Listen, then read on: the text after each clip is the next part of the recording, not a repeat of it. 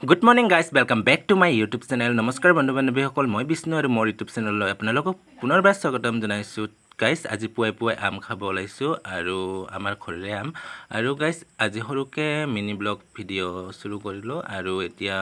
আম খাই আছোঁ আৰু যোৱাকালি আমাৰ বাইদেউহঁতে আমাৰ ঘৰত আহিলে তো বহুত বেছি ভাল লাগিছে আৰু এতিয়া আমটো খাই লওঁ আৰু আপোনালোকক লগ পাই আছোঁ।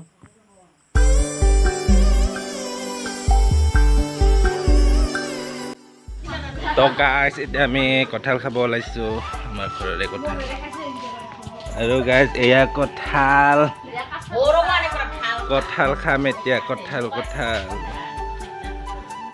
গাইজ আম খালোঁ এতিয়া কঁঠাল খাম তো আমাৰ ঘৰৰে কঁঠালবিলাক পাৰি থৈছিলোঁ এতিয়া পকিছে মানে এতিয়া কঁঠালটো খাওঁ আৰু কেনেকুৱা লাগে আপোনালোককো জনাওঁ মিঠা নে চেপচেপা জনাম আপোনালোকক আৰু এটা লৈ আহি আছে এইটো ডাঙৰ আছে কঁঠালটো এইটো অলপ বেছি ডাঙৰ এতিয়া কঁঠাল খাওঁ আমি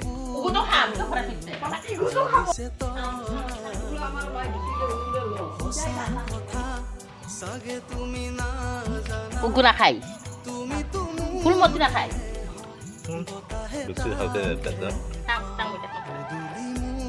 দুৰ্গতীয়া এতিয়া একটা ভাল আছিল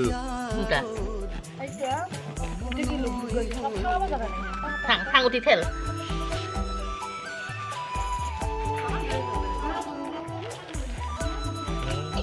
দুৰ্গতীয়া গাছতে পাকো আহে না যে পাৰিয়ে থ'ব লাগে কিবা পাৰিয়ে থলে ভাল হয় গাছতে হা কাকে খাইছ নাখাই বোলে মই দেখা হয়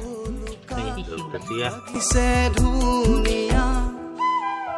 লৰি অলি হৈ চৰি ফুৰাৰ মন চকা মকা কি যে ভাৱনা কেনেকৈনো কৰে কথা পচুৱাৰ পৰিচয় জানো পৰিধান